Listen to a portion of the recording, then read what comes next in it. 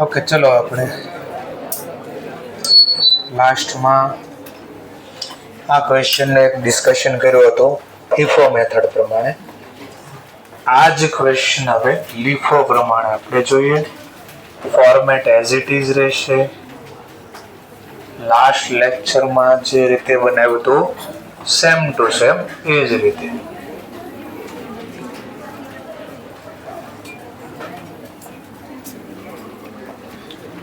Total 10 column આપણે બનાવવાની રહેશે. 10 કોલમ. પહેલી કોલમ જે બનશે એ ડેટ માટેની આપણે કોલમ બનાવી દઈશું. ધેન આફ્ટર 3 કોલમ આપણે જે બનાવશું નેક્સ્ટ એ પરચેઝ ની માટે રાખશું આપણે. એટલે જે ઇન્વેન્ટરી, સ્ટોક, ગુડ્સ જે શબ્દ બોલો એ અહીંયા લખવાનું. પહેલા યુનિટ, યુનિટ નો લખવું હોય તો ક્વોન્ટિટી, પ્રાઇસ નો લખવું હોય તો અમાઉન્ટ. ટૂંકમાં અલ્ટરનેટિવ વર્ડ યુઝ થઈ. પછી અમાઉન્ટ. અગેન 3 કોલમ બનશે જે ઇશ્યુ માટે, ઇશ્યુ એટલે જે ગુડ્સ વેચાય એના માટે. અહીંયા ઇશ્યુ બોલો તોય ભલે, અથવા બીજું નામ છે COGS, cost of good sold. ત્યાં બી same to same. Unit, rate, amount. Rate શબ્દ ન વાપરવો હોય તો શબ્દ વાપરી શકો પ્રાઇસ. જે સ્ટોક છેલ્લે નથી વેચાણો એના માટે 3 કોલમ પાછી બનાવી દેશું. એને બી 3 નામ આપી દેશું. આટલું વર્ક આપણે કરવાનું છે.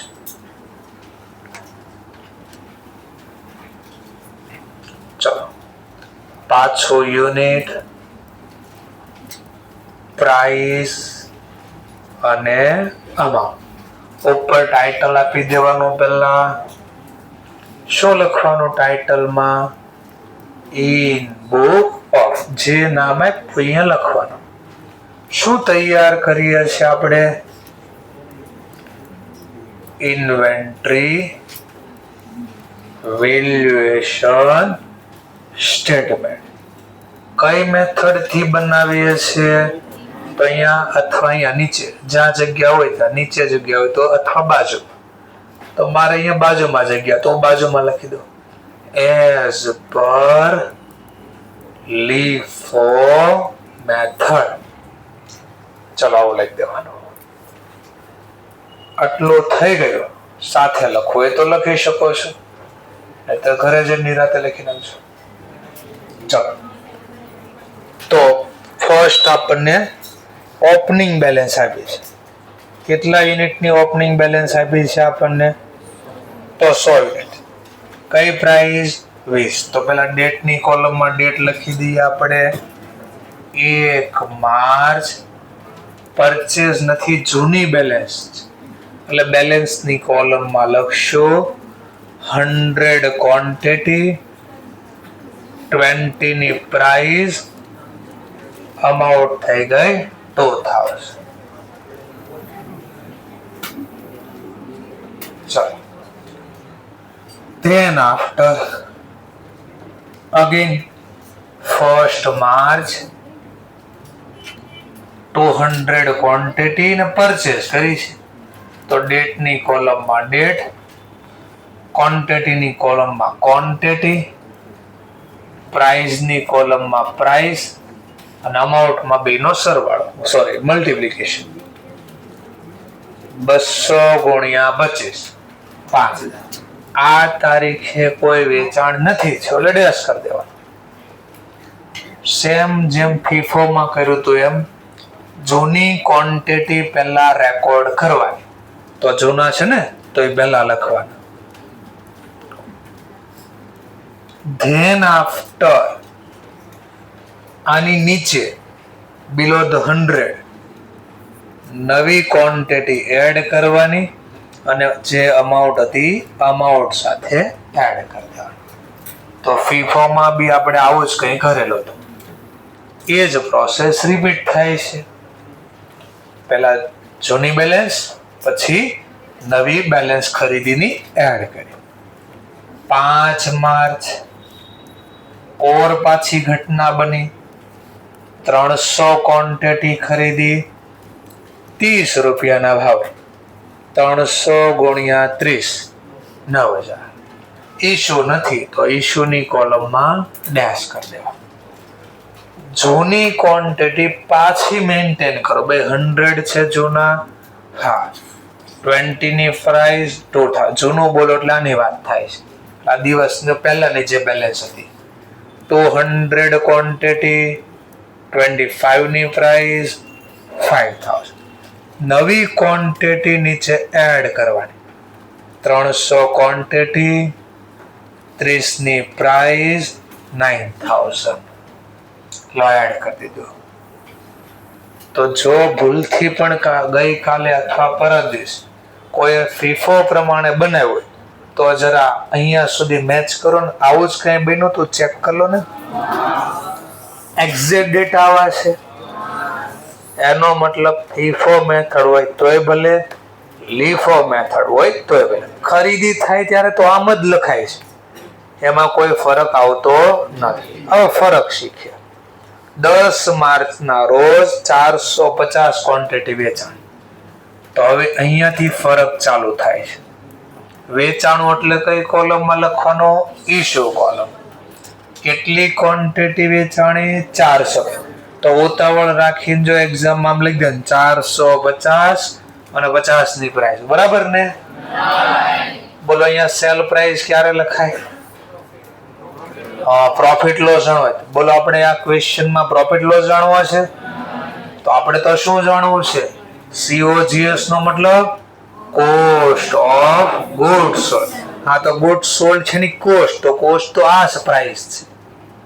તો આપણે આ પ્રાઇસ અહીંયા રેકોર્ડ કર. ભૂલથી પણ આ પ્રાઇસ લખવાની નથી. જો નો યાદ રહેતો લખીને રીઝન બોલાય કે ભાઈ આમાં પ્રોફિટ લોસ નથી જાણવો એટલે હું સેલ પ્રાઇસ નથી લખતો. તો શું જાણવું? કોસ્ટ જાણવીશ. વેચેલ માલની પડતર. તો પડતર તો આ છે, તો આ કિંમત લખવી પડે. ચલો હવે જોઈએ. મેથડ નું નામ હું લાસ્ટ ઇન ફર્સ્ટ. બોલો છેલ્લે જો તો કયો માલ આવ્યો છે? હા તો સૌથી પહેલા એને આઉટ કરવાના. First in first out. Last in ફરીથી ફીફો હોય ફર્સ્ટ ઇન ફર્સ્ટ આઉટ. આ તો લીફો છે. Last in first out. તો લાસ્ટ ઇન આ થયું હતું ને, આ તો આને ફર્સ્ટ આઉટ કરું. જો પહેલા બહાર કાઢો. જા ભાઈ તું જા.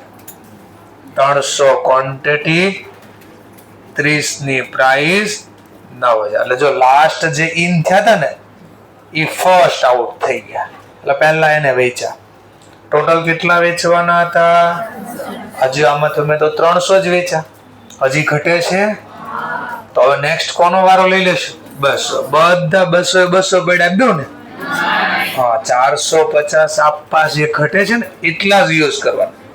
તો માત્ર કેટલા ઘટે છે? હા તો 150 જ આપવાના. પ્રાઇસ કેટલી? 25. બોલો 150 ગુણ્યા 25 3750. સમજાય છે એટલું? ધેન આફ્ટર જે નથી સોલ્ડ થયું એ જૂની ક્વોન્ટિટી રેકોર્ડ કર. તો ચોકડી વગરની કઈ ઇન્ફોર્મેશન છે? હા 100 ક્વોન્ટિટી. તો લખ્યા 100. કઈ પ્રાઇસ ના? 20. 100 મલ્ટીપ્લાય 20 2000. ચલો પછી આ 200 માંથી બધા વેચાઈ ગયા ને? હા એમાંથી કેટલા વેચા? હા જો આવું યાદ રહે એટલે આપણે અડધી ચોકડી મારી હતી. તો બધા નથી વેચા. કેટલા બેડા છે? 50. પ્રાઇસ 25. બોલો 50 ગુણ્યા 25 1250. આ પણ લખી દો 300 નીચે. કેમ નહીં? વેચાઈ ગયું. આખી ચોકડી છે. ટૂંકમાં બધું વેચાઈ ગયું છે. લો હવે જે કઈ રહસ્ય હતું અહીંયા હતું. જો હવે ફીફો પ્રમાણે 10 માર્ચના ડેટા જો. હવે આવું નહીં દેખાતું હોય. 10 માર્ચે આવું દેખાતું હશે નહીં. સર તો બુક જ ન લાવું કોઈ દી. બુક લાવું તો મારે થોડી ખોલવાની હોય બુક્સ. મને તો આવડે, હું તો હોશિયાર. તો અહીંયા ચેન્જીસ છે, જો છે જે કાંઈ છે ને આ બેમાં ચેન્જીસ થયું છે. જો અહીંયા સુધી સેમ હતું, કારણ કે અહીંયા પહેલા કેટલા લખ્યા હતા તમે તમારા બુક્સમાં, જો ફીફોમાં 100 અને કઈ પ્રાઇઝ લખ્યા હતા. મેં તો જો અહીંયા અલગ જ પ્રાઇઝ લખી, કારણ કે મેથડ બદલી એટલા માટે. ત્યાં હતી ફર્સ્ટ ઇન ફર્સ્ટ આઉટ, અહીંયા છે લાસ્ટ ઇન ફર્સ્ટ આઉટ. બસ આ ચેન્જીસ છે. દેખાણો ચેન્જીસ? ઓકે, સરસ. ચલો હવે શું ઘટના બની? તો 15 માર્ચ. ચલો લખો શું થયું 15 માર્ચે? 400 યુનિટ પરચેસ. તો પરચેસ ની કોલમમાં કઈ પ્રાઇસમાં ખરીદા? 35. બોલો 400 ગુણ્યા 35. તો ફીફોમાં જો અહીંયા આવું જ હશે, એનો મતલબ ખરીદી વખતે કોઈ ફરક આવશે નહીં. જે કાંઈ ચેન્જીસ આવશે ક્યાં આવશે? ઇશ્યુ સેલ વખતે આવશે. ચલો જૂની ક્વોન્ટિટી 100, 20, 2000, 50, 25,000 અને 1250. નવી પરચેસ કરી એ આ 400 ક્વોન્ટિટી બિલો 50 એડ કરી દો. 35 રૂપીસની પ્રાઇસ છે અને અમાઉન્ટ પ્રમાણે કહું તો 14,000. લો, ઇન શોર્ટ ખરીદી વખતે તો અહીંયા જ લખાય અને આગળ જેમ લખતા તેમ નીચે જ લખાશે. ઓર જો પાછું 20 માર્ચ. ચલો 20 માર્ચ ના રોજ શું થયું? 500 ક્વોન્ટિટી પરચેસ કરી, 40 રૂપીસની પ્રાઇસ. 500 multiply by 40, 20,000, 20,000.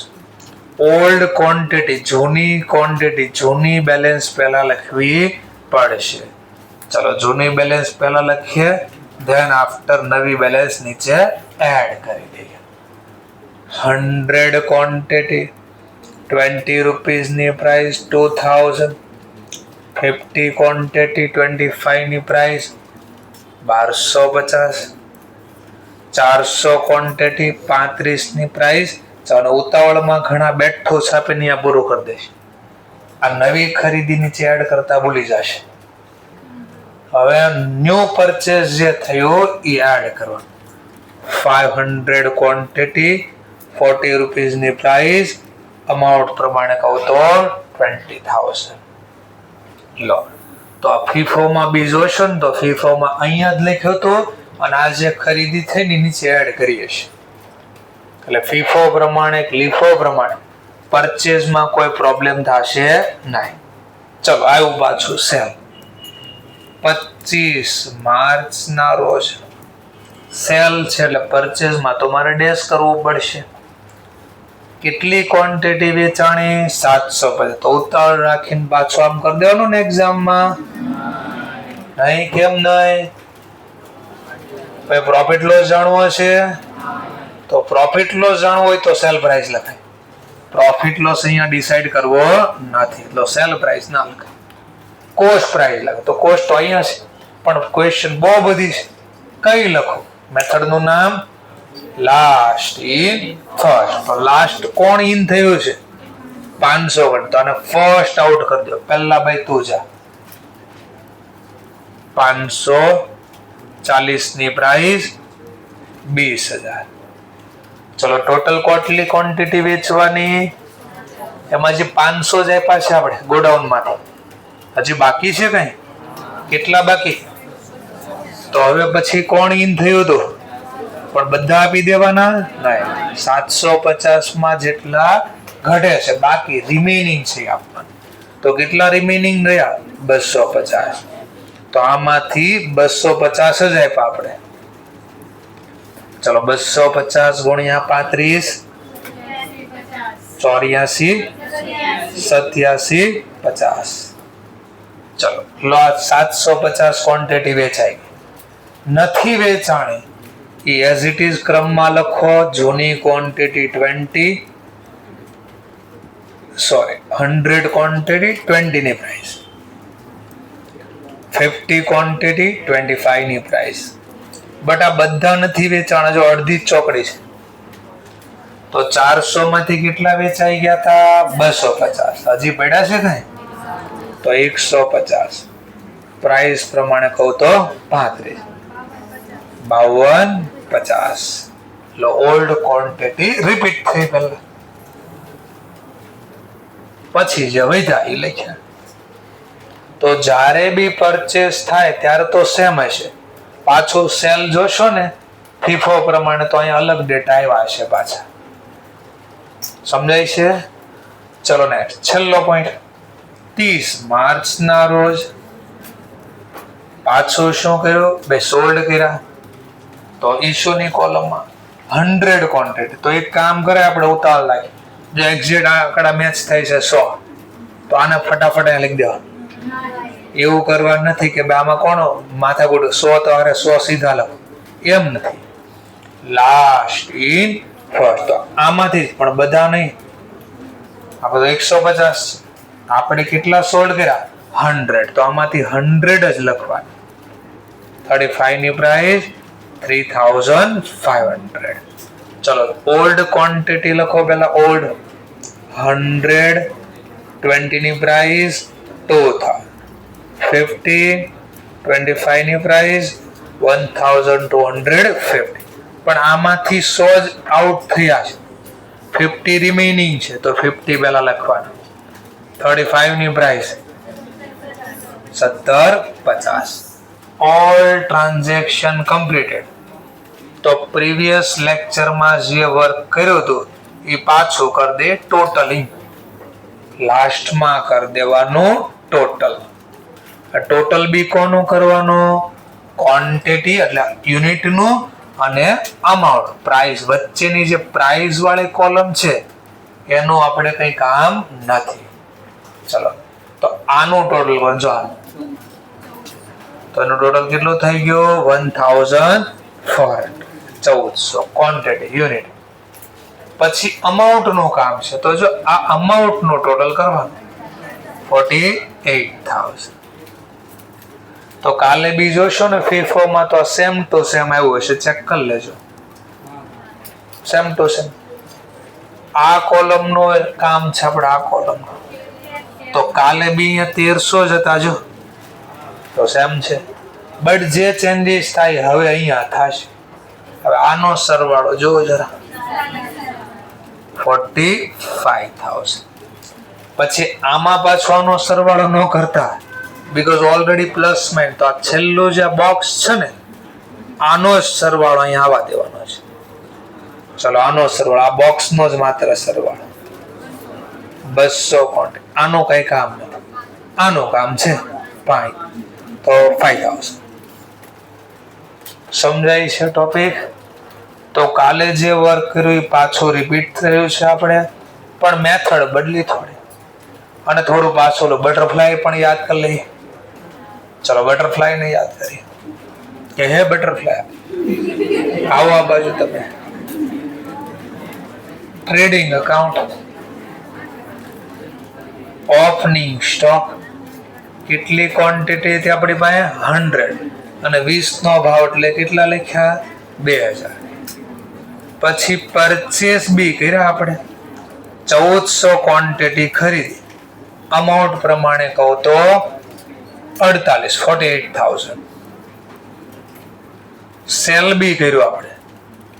સેલ પ્રમાણે કહું તો કેટલી ક્વોન્ટિટી વેચી? 1300. હવે અહીંયા પાછું બોલો, સાંભળો. આમાં પ્રોફિટ લોસ જાણવો છે તો અહીંયા સેલ કઈ પ્રાઇસ લખાય? Sale price. તો સેલ પ્રાઇસ પ્રમાણે FIFO માં જો ને કેટલા હતા? 69 ક્યાંક લખેલા હતા. 69,750. સર આ કઈ રીતે આવ્યા? તો અહીંયાથી ગોતા. જો 450 ક્વોન્ટિટી 50 ની પ્રાઇસ, 450 ગુણ્યા 50 મેમરી રિકોલ માં નાખી દો. પછી 750 ગુણ્યા 55 જે જવાબ પાછો મેમરી રિકોલ માં નાખો. અને 100 ગુણ્યા 60 જે જવાબ આવ્યો મેમરી રિકોલ. હવે મેમરી રિકોલ નો સરવાળો કરી દે 69,700. અને આ સરવાળો કરો એટલે ક્વોન્ટિટી મળી ગઈ. તો 69,750 કઈ રીતે લાવ્યા સમજાણો? પાકો છે? સરસ, ચાલો ગુણાકાર 450 ગુણ્યા 50, બોલો 22,500. હવે મારે અહીંયા પ્રોફિટ લોસ જાણો છે એટલે મારે અહીંયા સેલ પ્રાઇસ લખવી પડે. 750 ક્વોન્ટિટી 55 રૂપિયાની પ્રાઇસ, 42 41,250. પછી આ 100 ક્વોન્ટિટી 60 રૂપીસની પ્રાઇસ 6,000. ક્વોન્ટિટી પ્રમાણે કહો ક્વોન્ટિટી તો 1300 ક્વોન્ટિટી વેચી. અમાઉન્ટ પ્રમાણે કહો તો આનો સરવાળો 69,750. તો આ બે ઇન્ફોર્મેશન આપણે અહીંયા લખી છે. ક્લિયર? પછી તમને કાલે કીધું હતું કે સાચો પ્રોફિટ લોસ જાણવો હોય તો શું કરવું પડે? યાદ કરો, ખરીદીનો પરચેઝની કેટલી કોસ્ટ લખવી પડે સાચો પ્રોફિટ જાણવો હોય તો? જેટલી ક્વોન્ટિટી સેલ થઈ ને એટલી ક્વોન્ટિટીની જ પરચેઝ લખવી જોઈએ. ચલો અહીંયા કેટલું થયું? તો અહીંયા બી ક્વોન્ટિટી કેટલાનો ખર્ચ હોવો જોઈએ? 1300. તો વધારે લખાય. કેટલા વધારે લખાય? તો ડેબિટ વધારે લખાય તો ઇરેઝ કરી દો. તો રેક્ટિફાઈ કરવા ક્રેડિટ. ક્યાં છે? તો આપણે લખ્યું કયા નામથી? એટલે આટલો પડ્યો છે. કેટલો પડ્યો છે? 200 ક્વોન્ટિટી. અમાઉન્ટ કહું તો અહીંયાથી મળશે 5,000. લો કરી દો ટોટલ 74,750. ચલો અહીંયા 74,750 લાવવા કઈ ઘટતા છે? 24,700. આ શું મળ્યું ઘટાય? જીબી. બાલ ફિગમાં મળી ગયું જીબી, બેલેન્સિંગ ફિગર. હવે જે બાસ થી જોઈ નાથી શું મળે? બટરફ્લાય. લો આ બટરફ્લાય મળે. આમાં ડેબિટમાં ક્રેડિટ શું થાય? લેસ. આમાંથી બાદ કરો કેટલા? જોયા 45 COGS. એનો મતલબ આ છે 1300 ક્વોન્ટિટી વેચાણી ને એની પડતર કેટલા રૂપિયા છે? 45,000. અને આપણે વેચી કેટલા રૂપિયામાં? 69,750. એટલો નફો થયો આપણે. અથવા અહીંયાથી જોયું આપણે, અહીંયાથી બી જોઈ શકાય. 50 - 5. 50 માંથી 5 જાય તો તો જે બાસ થી જોઈ બાસ થી શું દેખાય? બટરફ્લાય. કયા નામથી દેખાય? COGS ના નામથી. કયા નામથી દેખાય? COGS. તો કાલ કરતા તો ભાઈ ક્વેશ્ચન જ એક ને એક હતો. આ તો દાખલાની રકમ કઈ બદલી નથી પણ પ્રોફિટ બદલી ગયું. જરા હું બોલું સમજાવો મને. ફીફો પ્રમાણે COGS કેટલો હતો? ફીફો પ્રમાણે 42,000. ક્લોઝિંગ સ્ટોક કેટલા રૂપિયા તો? 8,000. અને પ્રોફિટ પ્રમાણે વાત કરું તો કેટલો પ્રોફિટ હતો કાલનો? 27. બટ આજે લીફો પ્રમાણે વાત કરું તો ડેટા ચેન્જ થઈ ગયા. COGS કેટલો આવ્યો? 45. Closing stock 5,000. પ્રોફિટ 24,750. લો, એક ને એક ક્વેશ્ચન પણ આન્સર અલગ આવ્યો. પ્રોફિટ અલગ, ક્લોઝિંગ સ્ટોક અલગ, COGS અલગ. આવું થાય. અચ્છા સર, તો આપણે ગવર્મેન્ટ ને છેતરવાય તો છેતરી શકવી ને? મેં કીધું હા. ટેક્સ નો ભરવો હોય તો ના, પ્રોફિટ ઓછો તો ટેક્સ ઓબ્વિયસલી ઓછો. તો કઈ મેથડ અપનાવી દેવાય? લીફો. આપણને કે નહીં ટેક્સ તો ભરવાનું થાય જ છે, આપણે લોન લેવાની છે. લોન કોણ આપે? બેંક. કોને આપે? જે નુકસાન કરે એને આપે કે નફો કરે એને? ઓબ્વિયસલી. તો જેનો નફો વધારે એને વધારે લોન મળે. તો આપણે શું કરવું પડે? વધારે લોન જોતી હોય તો ફીફો પ્રમાણે અકાઉન્ટિંગ કરવું પડે. જો જાજો નફો કર્યો અમે તો થોડોક ટેક્સ ભલે વધારે ભરવો પડે પણ લોન તો જાજી મળી જાય ને. પછી આપણે ક્યાં ભરવી હોય? પૈસા લઈ લેવાનું પછી ભાગી જવાનું. કારણ કે હવે તો આપણે કયા લોકો? ઝેન ઝેડ લોકો છીએ આપણે. બરાબર. તો હવે નવું સૂત્ર અપનાવ્યું છે, સલાહની જરૂર નથી. શેની જરૂર છે? તો સહકારમાં આવવું હોય, બરાબર છે. ઠીક છે સર, તો થોડો આઈડિયા આવ્યો. એ ક્વેશ્ચન એક ને એક હતો, છતાં બી પ્રોફિટ લોસ બદલી ગયો. તો આમાંથી તમારે એમસીક્યુ બનાવાય તો કઈ રીતે બનાવો એમસીક્યુ? તમે જ બની જાઓ એક્ઝામિનેશન કે આમાં તમારે ક્વેશ્ચન બનાવો બી ની વચ્ચે, તો શું ક્વેશ્ચન બનાવે વિચારવાનું. તો શું છે કે જ્યારે ઇન્ફ્લેશનરી કન્ડિશન હોય એટલે ભાવમાં વધારો થતો હોય, તો કોનો ક્લોઝિંગ સ્ટોક વધારે હોય? હાઈએસ્ટ ક્લોઝિંગ સ્ટોક, હાઈએસ્ટ વધારે ક્લોઝિંગ સ્ટોક કોનો હોય? લીફોનો કે ફીફોનો? આવો ક્વેશ્ચન બનાવે. If inflationary condition then which closing stock is higher? which એટલે કોનો ક્લોઝિંગ સ્ટોક હાયર હોય? તો એ આપણે ગોતવો પડે, એક્ઝામમાં યાદ રાખવો પડે. અથવા પૂછે if continue price increase, inflation ની બદલે બોલે ઇન્ફ્લેશન ની બદલે ઇન્ક્રીઝ.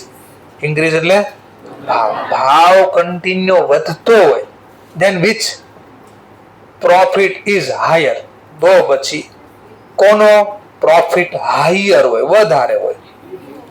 તો અહીંયા સામે દેખાય છે કોનો પ્રોફિટ વધારે છે? ફીફોનો.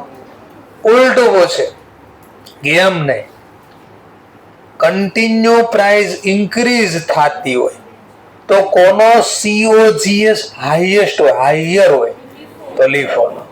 તો આપણે આવું ગોખવાનું કે યાદ રાખવાનું? કઈ રીતે યાદ રાખવાનું? તેના આમ યાદ રાખવાનું. આપણે અમે કઈ કચ્ચી ગોલી નહીં ખીલી, બધું આવડે અમને. કઈ રીતે? તો આપણે એનું લોજિક કે એટલા બધા ડેટા કોણ લખવા બે?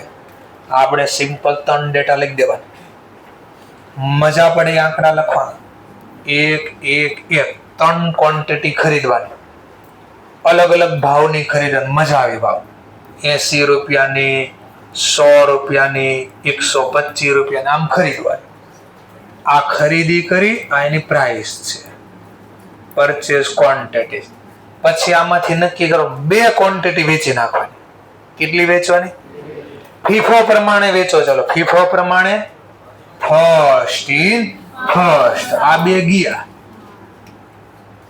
તો બોલાનો COGS બોલો, જે વેચાણો એનું COGS. 1 ની 80, 1 ની 100, 180. ચલો આ કોના પ્રમાણે વાત કર્યું? ફીફો. લીફો પ્રમાણે જોઈએ, લીફો માંથી ક્યાંથી વેચાય? Last in first. તો લીફો માં આ 2 વેચી કાઢવાની, ચોકડી મારી. તો બેનો સરવાળો 200. બોલો ભાવ કન્ટિન્યુ વધતો હોય તો કોનો COGS હાઈએસ્ટ હોય? કે ના COGS નહીં, અમારે તો ક્લોઝિંગ સ્ટોક જોઈએ છે. અચ્છા ક્લોઝિંગ સ્ટોક જોતો છે તો એ પણ આપી દો. લો ક્લોઝિંગ સ્ટોક ફીફો પ્રમાણે, લીફો પ્રમાણે. ચલો ફીફો માં કયું વેચાય? ફીફો માં કયું વેચાય જાય? First in first. તો આ પડ્યું હોય ને તો એનો ક્લોઝિંગ સ્ટોક. લીફો માં કયું વેચાય? Last in first. 2 ક્વોન્ટિટી વેચી ને તો આ પડી છે. લો મળી ગયો પાછું. જો તો કોનો ક્લોઝિંગ સ્ટોક હાઈએસ્ટ હોય? કે ના પ્રોફિટ લોસ જોઈએ મારે. તો આજે 2 ક્વોન્ટિટી વેચી ને એની કોઈ પણ પ્રાઇસ ધાર લેવાની, 135 માં વેચી. લોનો COGS તો જ અહીંયા બોલો 2 ગુણ્યા 135, 2 ગુણ્યા 235, 135.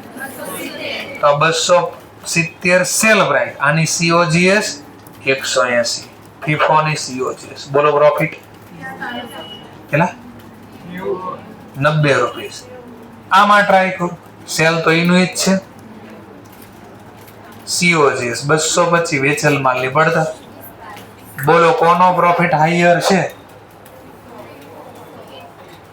આ ફીફો પ્રમાણે છે, આ લીફો પ્રમાણે. આવું ધારી લેવાનું, નો ખબર પડે તો. મજા આવે એટલે આંકડા ધારવાના તમારે, જે મજા આવે. ઇન્ફ્લેશનરી કન્ડિશન એટલે ભાવ વધતો. જો તમને દેખાવ હોય નકર તો ઘણા આંકડા લખ્યા જ કરે વર્ષો સુધી, હું લખી જ ન ખબર. ઓપનિંગ સ્ટોક કેટલા ભાવનો હતો, પછી નવી ખરીદી જો કયા ભાવની છે, પાછી નવી ખરીદી વેચાણ ની ખરીદીની વાત કરો છો, પછી પાછી ખરીદી દેખાય છે કન્ટિન્યુ ભાવ વધે છે. જ્યારે બી ખરીદવા જાઓ ત્યારે ભાવ વધીને આવે છે. તો આને કેવી કન્ડિશન કહેવાય? ઇન્ફ્લેશન. નકર ઘણાને તો ખાલી ડાન્સિંગ જ થાય. જો એવો કઈ દેખાતું હોય આવું થાય. ઘણા ડેટા તો એના જ દેખાતા હશે, બદલતા નહીં હોય ઘણાને, ખાલી બે જ ડેટા ડાન્સિંગ થાય છે. આ બધું બેઠું જ છે. જો 200 300 400 500 એમને નથી રહી, જો એ બદલતા જ નથી. પછી આ બાજુ 450 750 100 એ બી નથી બદલતા, જો એઝ ઇટ ઇઝ રહી. કઈ પ્રાઇસ બદલે ને ચેક કરવાની. જો તો હવે જો પાછળનો જે કાલે હોમવર્કમાં તમારે છે દાખલો, એની વાત થાય છે.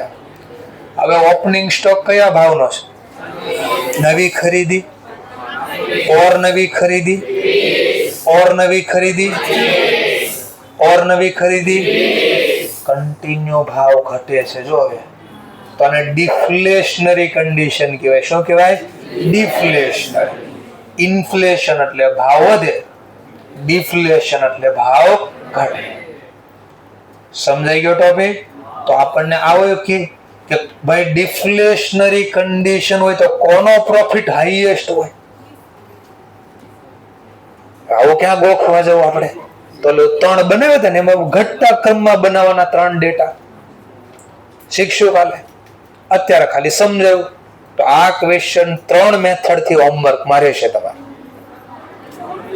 3 મેથડ એટલે પેલા ફીફો કાલે શીખ્યા, આજે લીફો શીખ્યા, ને હમણાં પાછું શીખવાડું છું એવરેજ માં શીખવાડવાનું છે વેઇટેડ એવરેજ. ચલો તો શીખ્યા દાખલો વેઇટેડ એવરેજ પ્રમાણે.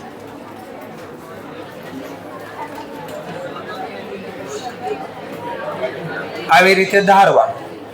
ઇન્ફ્લેશન કે તો વધતા હોય એવા ડેટા ધારવાના, ડિફ્લેશન કે તો ઘટતા હોય એવા ડેટા, ઉલટા ડેટા ધારવાના, ઘટાડો થાય એવા. ચલો એવરેજ મેથડમાં બી આપણે આવું જ કોષ્ટક બનાવવાનું છે. ચલો બનાવીએ પાછું કોષ્ટક.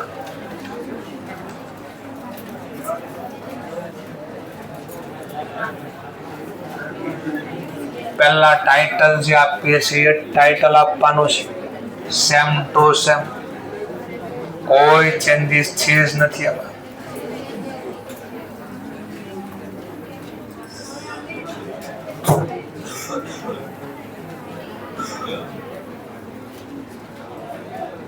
ટાઇટલ જે લખીએ છીએ લખવાનું પહેલા ઈ બુક ઓફ. શું પ્રિપેર કરીએ છીએ તો લખવાનું ભાઈ ઇન્વેન્ટરી વેલ્યુએશન સ્ટેટમેન્ટ. ઇન્સ્ટિટ્યૂટની બુકમાં તો આ છે ને બહુ મસ્ત રીતે સમજાવ્યું હશે. આમ જોશો ને એક જ વારમાં આવડે એટલું મસ્ત લખેલું છે. એટલે તમારે જેમ સમજવું હોય જાણવું હોય જાણી શકો છો. શું તૈયાર કર્યું તો ઇન્વેન્ટરી વેલ્યુએશન સ્ટેટમેન્ટ. કઈ મેથડ પ્રમાણે? As per weighted average method. Weighted average સાથે લખવું હોય તો લખી શકો છો, બાકી ઘરે જ નિરાતે લખજો. હા અહીંયા વાતો કરી લો, નિરાતે ઘરે લખી લેજો. જિંદગી ના મિલેગી દોબારા. બરાબર, એટલે વાત કરવા મળે ન મળે. ચલો પરચેઝ ની કોલમ બનાવી દેશું. તો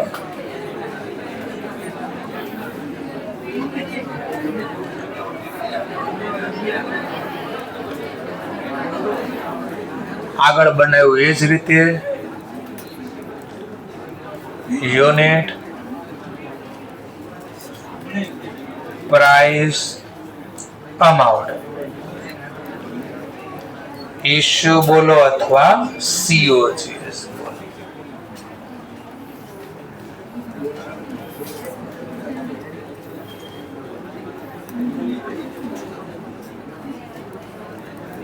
unit price amount balance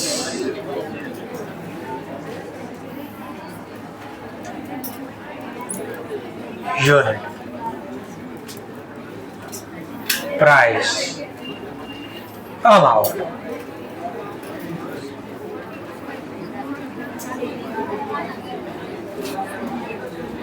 ચલો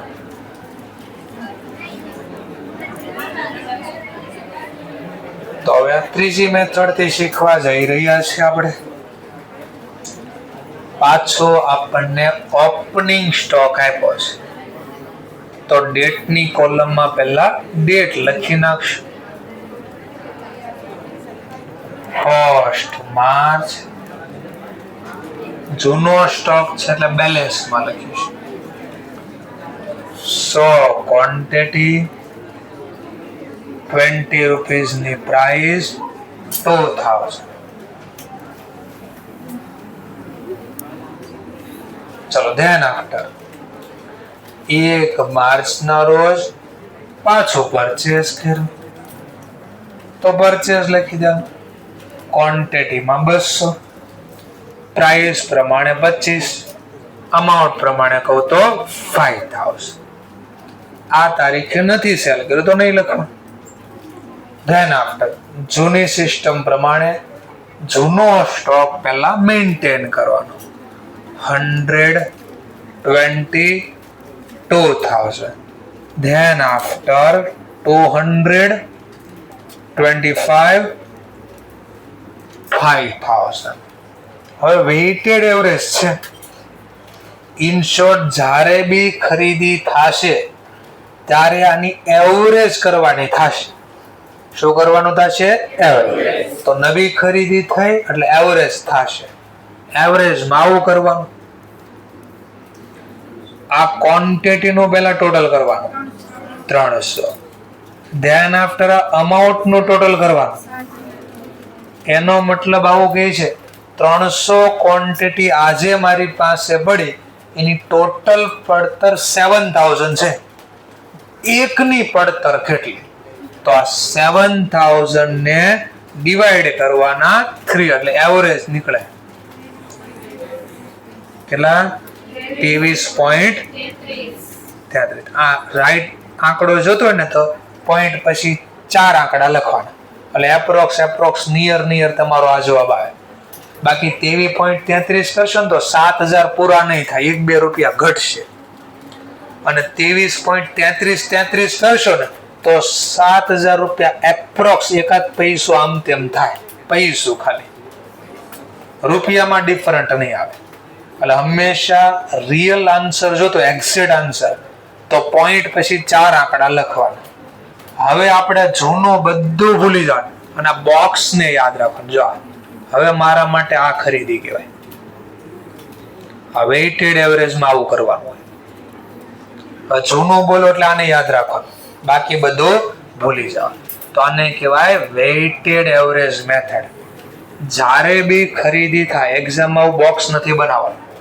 આ તમારા માટે હાઇલાઇટ માટે છે. બોક્સ બનાવો તો પ્રોબ્લેમ નથી, સમય ખાલી વેસ્ટ થાય, બીજું કઈ નહીં. ચલો પાછું 5 માર્ચ ના રોજ 300 ક્વોન્ટિટી પરચેસ કરી 30 રૂપિયાના ભાવ. 300 ગુણ્યા 30 9. આ તારીખે સેલ નથી એટલે ડેશ કરી દેવાનું. ફીફો લીફોની જેમ જ અહીંયા ઓલ્ડ ક્વોન્ટિટી પહેલા લખવાની.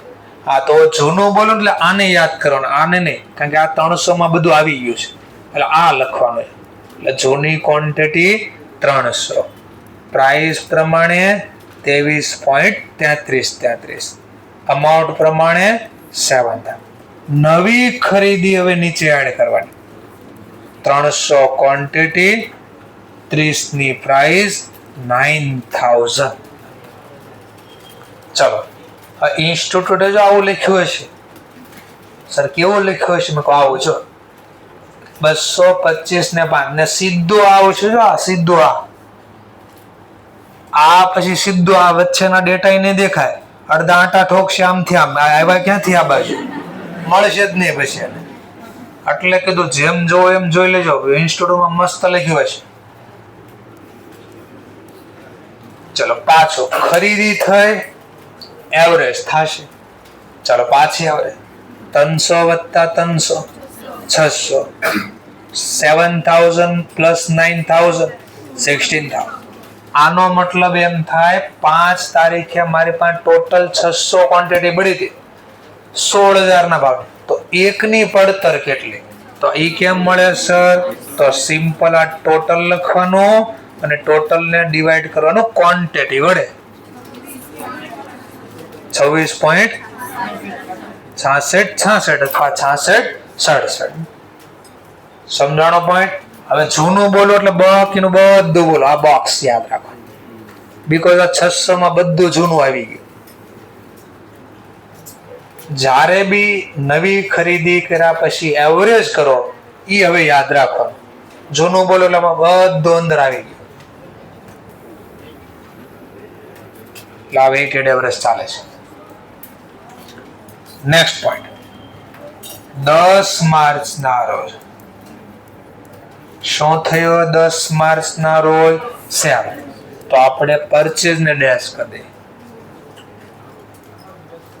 450 વેચા હવે આમાં તો બહુ સારું બીકોઝ હવે જૂનું બોલો એટલે ખાલી કેટલા છે 600 અને પ્રાઇસ પણ આ જ છે તો 600 માંથી કેટલા આપી દો 450 એક જ પ્રાઇસ છે 26.66 આ બાજુ 450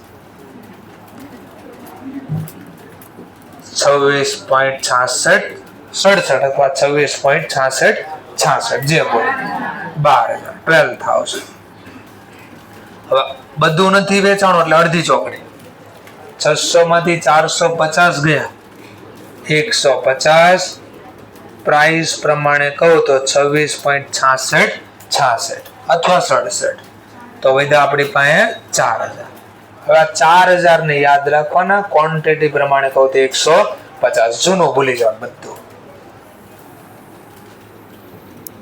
લો ફરીથી 450 વેચા એ આમાંથી વેચા 600 માંથી 450 ગયા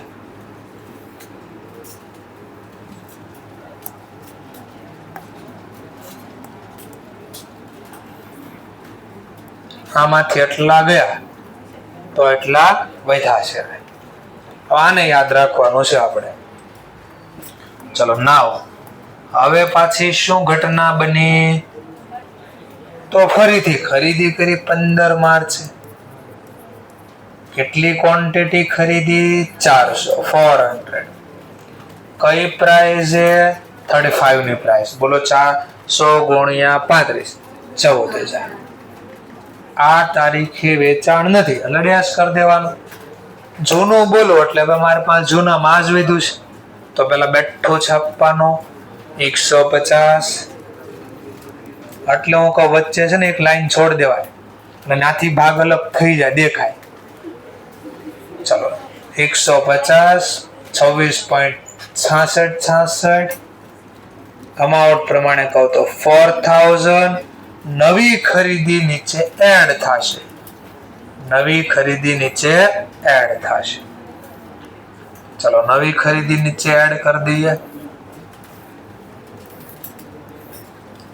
ચલો નવી ખરીદી પ્રમાણે કહું તો 400 ક્વોન્ટિટી 35 રૂપીસ ની પ્રાઇસ અમાઉન્ટ પ્રમાણે 40,000 નવી ખરીદી થઈ એટલે એવરેજ કરવામાં આવશે ચાલો તો પહેલા ક્વોન્ટિટી નો સરવાળો 550 પછી અમાઉન્ટ નો સરવાળો 18,000 હવે એવરેજ કાઢવા માટે સિમ્પલ અમાઉન્ટ ટોટલ છે એને ટોટલ ક્વોન્ટિટી વડે ડિવાઈડ કરે એક ક્વોન્ટિટી ની એવરેજ મળે 72 અથવા 73 એપ્રોક્સ હવે જૂનું બોલો એટલે બોક્સ ને યાદ કરવાનું કારણ કે બોક્સ ની અંદર બધું જૂનું અંદર ઇન્ક્લુડ થઈ ગયું. એટલે જ્યારે બી ખરીદી થાય ત્યારે નવી એવરેજ કરવામાં આવશે. ચલો નેક્સ્ટ પોઈન્ટ. 20 માર્ચના રોજ એક ઓર પરચેસ કરવામાં આવ્યું 500 ક્વોન્ટિટી 40 રૂપીસ ની પ્રાઇસ. અમાઉન્ટ પ્રમાણે કહું તો 20,000. ઇશ્યુ નથી તો ડેશ કરી દો ઇશ્યુ ની કોલમમાં. જૂની ક્વોન્ટિટી પહેલા લખો. તો હવે જૂનું બોલો બધું આ છે. 550 32.72 અમાઉન્ટ પ્રમાણે કહો તો 18,000. નવી ખરીદી નીચે એડ કરો.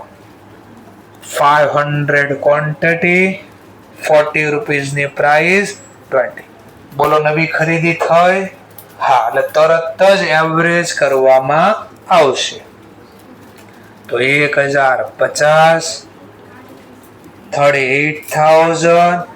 હવે એક્ઝામમાં બાજુમાં નથી લખવાના, એવરેજ કેમ થઈ મારે સમજાવવા માટે લખવાનું હોય. 38,000 ટોટલ ક્વોન્ટિટી 1050. તો આને ડિવાઈડ એટલે એવરેજ આમ મળે છે 33.1905. હવે જૂનું બોલ્યા એટલે હવે આને પાછું યાદ કરવાનું. બોલો ત્યારે જો ધ્યાન ના હોય એટલે આ ન આવડે, કોઈ દિવસ ન આવડે. પછી સર મારે તો અથવામ કાઢવાનું છે, મારે ક્યાં જોવાનું રહ્યું? હું તો વાતો કરીશ. અમુક લોકોને રોનકભાઈ ની આત્મા આવી ગઈ છે. હા, રોનકભાઈ ઓલા એબીપી અસ્મિતા વાળા. હું તો બોલી શીખી. હા, તો તમને કોણ ના પાડે છે? બોલો બોલો, તમે તારે જે બોલવું એ. 25 માર્ચ તો અમુક બોલ્યા કરે. બબડું એના સ્વભાવમાં છે. અમુક લોકોને બબડું એના સ્વભાવમાં બબડાશ કરે. ના પાડવી તોય બબડે. નક્કી ને હાંજે હોતા હશે ત્યારે હું કરતા હશે. 750 હવે વેચવાના છે. તો આમાંથી વેચવી 750. 750 પ્રાઇસ હવે આપણી પાસે છે 36.1905. આનો ગુણાકાર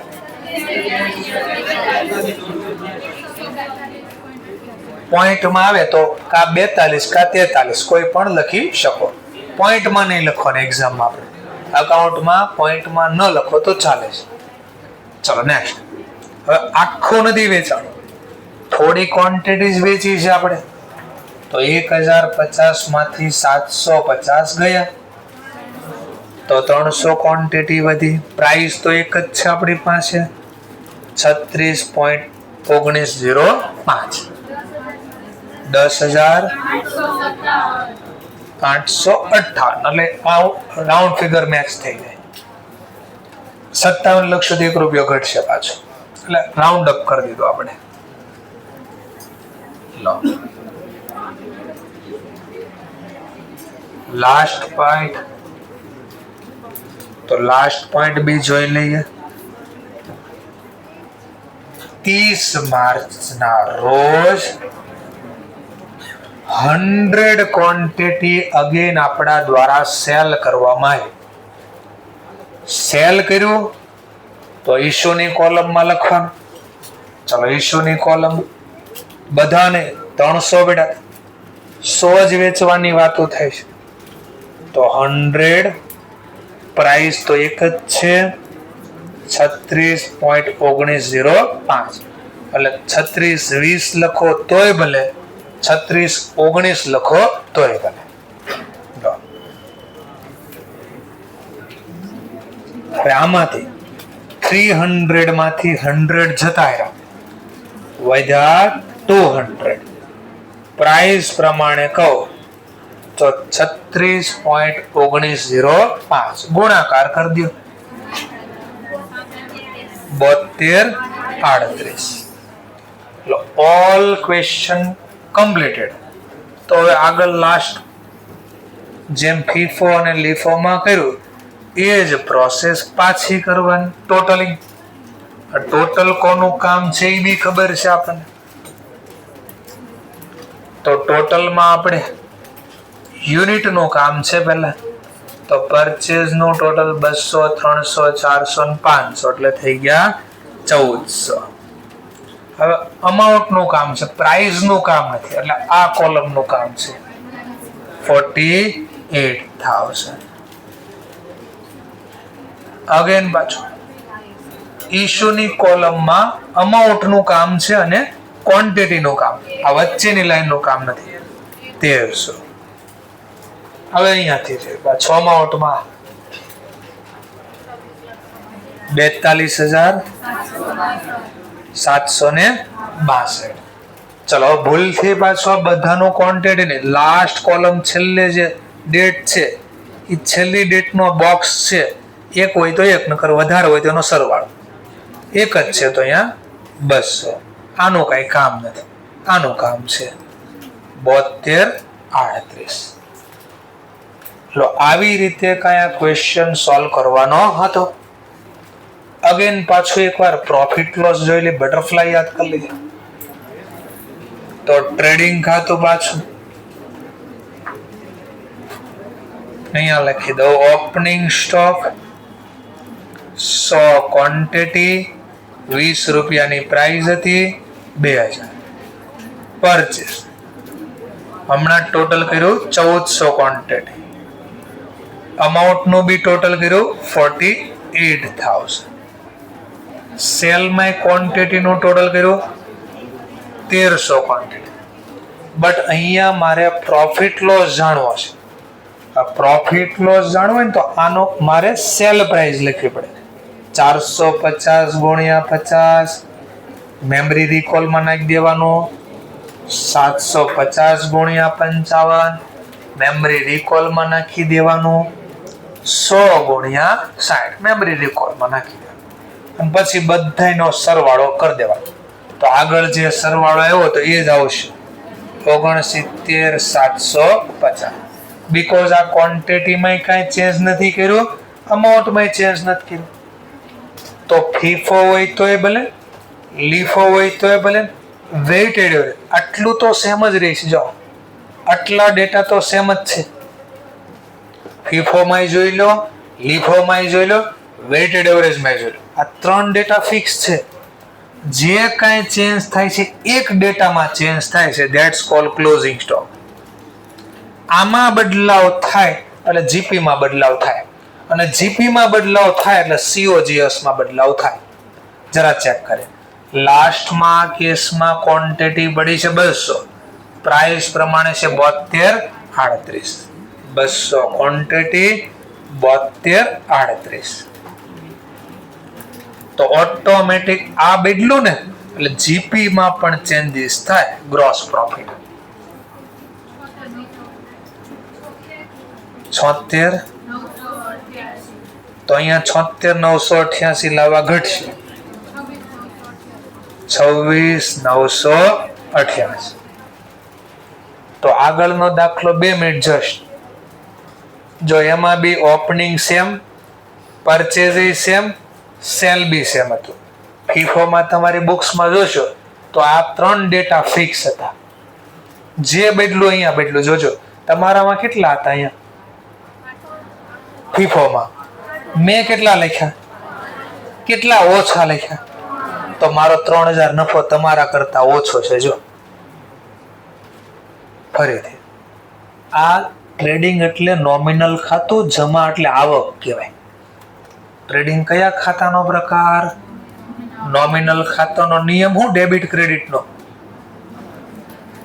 expense account debit, income account credit. તો જો મેં આવક તમારા કરતા 5 જ લખી, 3 ઓછી લખી, તમે 8 આવક લખી છે, મેં કેટલા લખ્યા? 5. તમારા કરતા ઓછા કેટલા લખ્યા? હા, તો એની અસર જો આમાં ગઈ, જીપી માં ગઈ.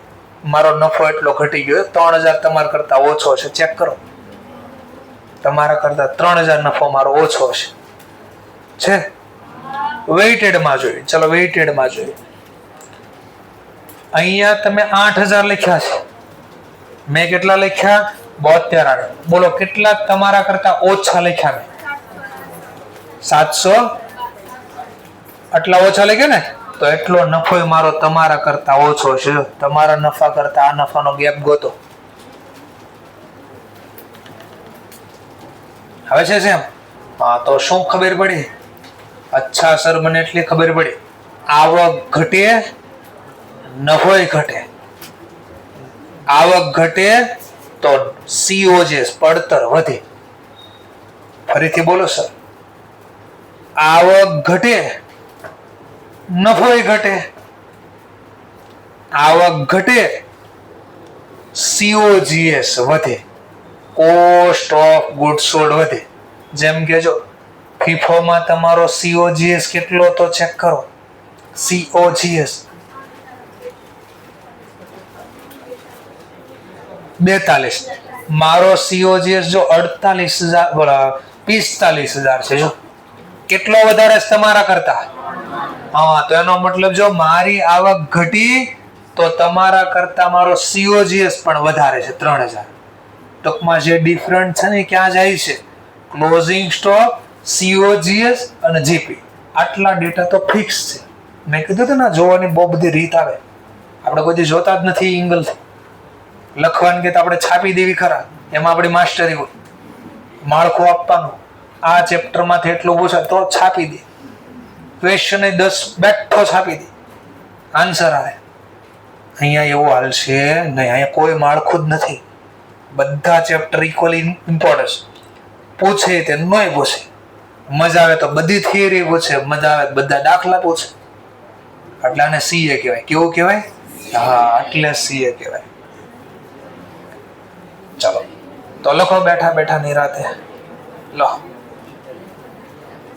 સર, હું તો QR ની રાહ જોઉં. હા, QR આપી દઈએ તમને.